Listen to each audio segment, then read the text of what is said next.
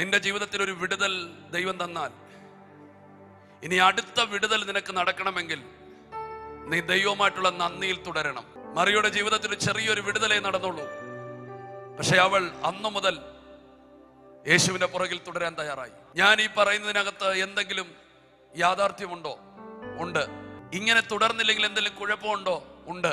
പലപ്പോഴും നമ്മൾ കണ്ടുന്നൊരു കാര്യമാണ്, ലോകം കളിയാക്കുന്നൊരു കളിയാക്കാണ്. കണ്ടേ, കൈയടിക്കാൻ പോയതാ, ഇപ്പൊ അവന്റെ ഗതി കണ്ടോ? കൈയടിക്കാൻ പോയതാ, ഇപ്പോൾ അവിടെ ഗതി കണ്ടോ? എന്തോ ഒരു അവസ്ഥയാണ്. അവരോടൊക്കെ പറഞ്ഞതാ പോകണ്ടെന്ന്. അതെന്താ? എന്താ ഇതിന്റെ പിൻപിലെ കാര്യം? അതൊരു ഭയങ്കര സത്യമാണ്. മത്തായിയുടെ സുവിശേഷം 12-ാം അധ്യായം 43-ാം വാക്യത്തിൽ ഇങ്ങനെ പറയുന്നു, അശുദ്ധാത്മാവ് ഒരു മനുഷ്യനിൽ നിന്ന് പുറപ്പെട്ട് ശേഷം നീരില്ലാത്ത സ്ഥലങ്ങളിൽ കൂടി തണുപ്പ് അന്വേഷിച്ചുകൊണ്ട് സഞ്ചരിക്കും, കണ്ടെത്തുകയുമില്ല. ഞാൻ പുറപ്പെട്ട് പോന്ന എൻ്റെ വീട്ടിലേക്ക് മടങ്ങിച്ചെല്ലും എന്ന് അവൻ പറയും. ഉടനെ വന്ന് അത് ഒടിഞ്ഞതും അടിച്ച് വാരി അലങ്കരിച്ചതായി കാണുന്നു.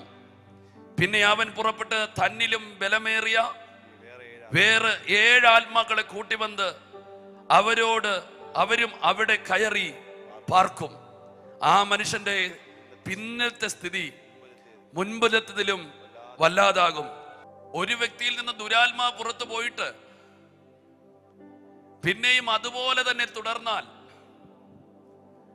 ആ വ്യക്തിയിലേക്ക് പിന്നത്തേതിൽ അതിനേക്കാൾ ബലമേറിയ 7+1 8 പേരുമായിട്ട് പിശാച് അവിടെ ഫ്ലാറ്റ് പണിയും.